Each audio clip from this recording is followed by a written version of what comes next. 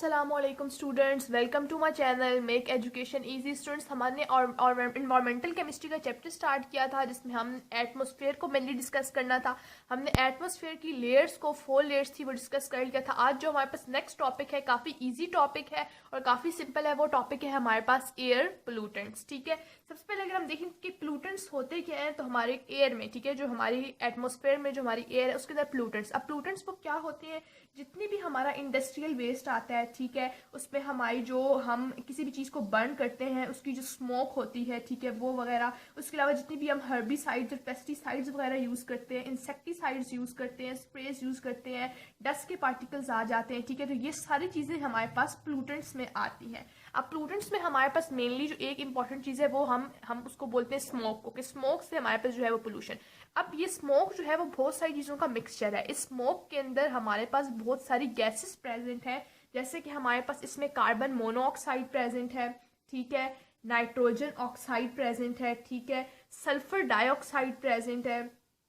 उसके अलावा हमारे पास इसमें ओजोन आ जाती है और उसके अलावा और भी बहुत सारे हमारे पास जो है वो पार्टिकल्स वो स्मोक में आते हैं, ठीक है, जो कि हमारे पास पोल्यूशन काज करते हैं। ठीक है, अगर अब हम इसको पोल्यूटेंट को डिफाइन करें तो हम कहेंगे कि एक हार्मफुल केमिकल या मटेरियल जो कि हमारे पास प्रेजेंट होते हैं एयर में, सॉइल में या वाटर में, तो उस चीज़ को हम कहते हैं पोल्यूटेंट। तो अगर मैं पोल्यूटेंट की डेफिनेशन लिखूं तो मैं क्या लिखूंगी? द हार्मफुल, बहुत आसान वर्डिंग में इसकी डेफिनेशन लिखी तो हम लिखेंगे the harmful chemicals, the harmful chemicals present in air, present in air, ठीक है, या वाटर और सॉइल। इन तीनों चीज़ों में जो हार्मफुल केमिकल प्रेजेंट होते हैं वो पोल्यूशन काज करते हैं, और वो जो सब्सटेंसेस होते हैं इन केमिकल्स को हम कहते हैं आर कॉल्ड पोल्यूटेंट्स। पोल्यूटेंट्स, ठीक है, तो ये हमारे पास हो गई पोल्यूटेंट्स की जनरल डेफिनेशन। ठीक है, तो अब पोल्यूटेंट हमारी कौन कौन सी चीज़ को डैमेज करता है? इसका पोल्यूटेंट्स जितने भी हैं उनका हमारे इन्वायरमेंट पे बहुत ही नेगेटिव इम्पैक्ट होता है, ठीक है। वो हमारी इन्वायरमेंट को डैमेज करते हैं, हमारी हेल्थ को, हमारी लिविंग स्टाइल को और क्वालिटी ऑफ लाइफ को भी बहुत ज़्यादा जो है वो इससे नुकसान होता है, ठीक है, पोल्यूटेंट्स की वजह से, पोल्यूशन की वजह से। आजकल दिन ब दिन जो है वो पोल्यूशन बढ़ती ही जा रही है, क्योंकि व्हीकल्स का और सब कुछ, इंडस्ट्री से निकले वाला स्मोक, वो सब कुछ हमारे जो है वो इन्वायरमेंट को जो है वो गंदा कर रहा है, ठीक है। तो दिन ब दिन हमारी जो है वो पॉल्यूशन वो बढ़ती ही जा रही है। अब इस पॉल्यूशन में जो है, इन पोल्यूटेंट्स में हमारे पास जो मेन जो है वो केमिकल्स आते हैं, हमने उनका रोल देखना है कि इन मेन केमिकल्स का जो है क्या रोल है। जैसे कि सबसे पहले हमारे पास जो आता है वो आते हैं सल्फर ऑक्साइड्स। सल्फर के ऑक्साइड जो है उनका बहुत ही नेगेटिव इम्पैक्ट है हमारी इन्वायरमेंट पर, ठीक है। सल्फर में हमारे पास सल्फर मोनोऑक्साइड भी, सल्फर डाइऑक्साइड भी और सल्फर ट्राईऑक्साइड भी जो है तीनों आते हैं, ठीक है। अब हम क्या होता है इसमें कि हमारे पास एयर में सल्फर डाइऑक्साइड जो होती है, हमारे पास एयर में जो है वो सल्फर डाइऑक्साइड प्रेजेंट होती है, ठीक है। अब हमें पता है कि वहाँ पे हमारे पास ऑक्सीजन भी मौजूद है। जब सल्फर डाइऑक्साइड और ऑक्सीजन आपस में रिएक्ट करती हैं तो हमारे पास जो है वो सल्फर ट्राईऑक्साइड फॉर्म हो जाता है। अब ये जो सल्फर ट्राईऑक्साइड फॉर्म होता है ये बहुत ज़्यादा हमारे लिए हार्मफुल है। ये क्या करता है? ये काज करता है एसिड रेन को, एसिड रेन को। अगर हमारे इन्वायरमेंट में, हमारे एटमॉस्फेयर में सल्फर ट्राईऑक्साइड ज़्यादा हो जाएगा तो इसकी वजह से क्या होगा? हमारी जो है वो एसिड रेन जो है इसका कास होगा, और एसिड रेन बहुत ज़्यादा डैमेज करेगी हमारी बिल्डिंग्स को, हमारे प्लांट्स को, हमारी जितने भी मैरीन एनिमल्स हैं उन सबको जो है एसिड रेन से नुकसान होगा। तो ये जो है एक ऑक्साइड, तो यानी क्या हुआ कि सल्फर डाइऑक्साइड इन्वायरमेंट में प्रेजेंट था, ठीक है, ऑक्सीजन के साथ रिएक्ट करके उसने सल्फर ट्राईऑक्साइड बना लिए।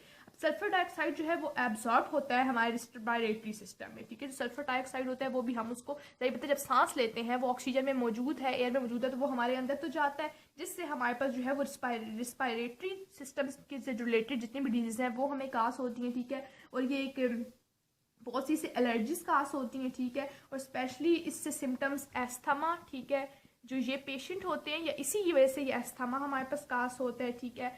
एम्फिसीमिया, ये एम्फिसीमिया हमारे पास एक लंग की डिजीज़ है, ठीक है। एस्थमा भी हमारे पास लंग की डिजीज़ है, ठीक है, जिससे डिफिकल्टी इन ब्रीथिंग आपको होती है, ठीक है। उसके अलावा जितनी भी लंग्स रिलेटेड डिजीज़ हैं, लंग्स कैंसर भी उसमें आता है, तो ये सारा कुछ हमारे पास जो है वो सल्फर डाइऑक्साइड जब हम ऑक्सीजन के थ्रू हमारे अंदर जाती है तो ये सारी तो ये सब कुछ हमारे पास जो है वो सल्फर डाइऑक्साइड, सल्फर डाइऑक्साइड जब हम बहुत ज़्यादा इनहेल कर लेते हैं तो ये सारी चीज़ें हमारे पास सल्फर डाइऑक्साइड से होती है। उसके अलावा अब और भी केमिकल्स हैं हमारे पास, कार्बन मोनोऑक्साइड है, नाइट्रोजन ऑक्साइड है, मीथेन है, क्लोरोफ्लोरोकार्बन्स है। तो ये अगर हम कार्बन मोनोऑक्साइड को देखें, ठीक है, कार्बन मोनोऑक्साइड, ठीक है, अगर आप ये हमारे पास नेक्स्ट जो है वो कार्बन डाइऑक्साइड हम पढ़े, तो जब हम किसी भी पीस ऑफ वुड को, ठीक है, बर्न करते हैं तो हमारे पास मेनली 2 गैसेस प्रोड्यूस होती हैं, एक कार्बन मोनोऑक्साइड और एक कार्बन डाइऑक्साइड। अब अगर हम कार्बन मोनोऑक्साइड को देखें तो ये तो हमारे पास एक पॉइजनस गैस है, यानी ये बिल्कुल हमारे लिए जो है वो जहर है, ठीक है, पॉइजनस गैस है। और ये हमारे पास क्या कास्ट करती है, हेडेक कास्ट करती है और डिजीनेस, इससे हमें चक्कर भी आते हैं अगर आप इनको ज़्यादा इनहेल कर रहे हैं। लेकिन अगर आप इसको बिल्कुल जो है लॉन्ग टाइम के लिए इनहेलेशन इसकी हो रही है, हमारे अंदर कार्बन मोनोऑक्साइड जा रही है, तो वो इवन जो है वो डेथ भी कास्ट कर सकती है। तो इसका मतलब ये हमारे लिए बहुत ही ज़्यादा जो है वो डेंजरस है। अब देखें जिस तरह अगर हमारे पास कार्बन है, ठीक है, नहीं, हम देखते हैं कार्बन डाइऑक्साइड और कार्बन मोनोऑक्साइड किस तरह फॉर्म होते हैं। कार्बन हमारे पास मौजूद है और ऑक्सीजन अगर हमारे पास लिमिटेड है, यानी थोड़ी कम है, ठीक है, एक्सेस में नहीं है, तो जब हमारे पास कार्बन से रिएक्ट करेगी ऑक्सीजन तो कार्बन मोनोऑक्साइड फॉर्म होगा। लेकिन जब हमारे पास ऑक्सीजन एक्सेस फॉर्म में मौजूद हो, यानी कि ज़्यादा मौजूद हो, तब जब हम उसे कार्बन के साथ उसका रिएक्शन होगा तो हमारे पास कार्बन डाइऑक्साइड प्रोड्यूस होगी।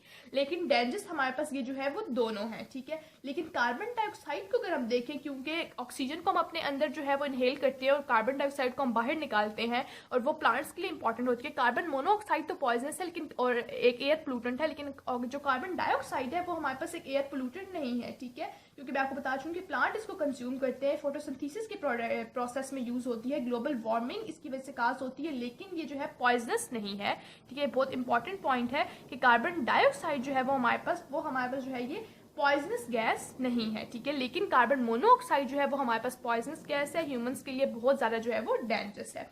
तो अब हमारे पास नेक्स्ट 3 ऑक्साइड्स और रह गए हैं, वो हम नेक्स्ट वीडियो में डिस्कस करेंगे। आई होप सो आज की वीडियो आपको अच्छी लगी होगी, और अगर आपको वीडियोस अच्छी लगती है तो वीडियो को लाइक किया करें, चैनल को भी सब्सक्राइब करें, अपने फ्रेंड्स के साथ शेयर भी करें। नेक्स्ट वीडियो में आपसे मिलूंगी, तब तक के लिए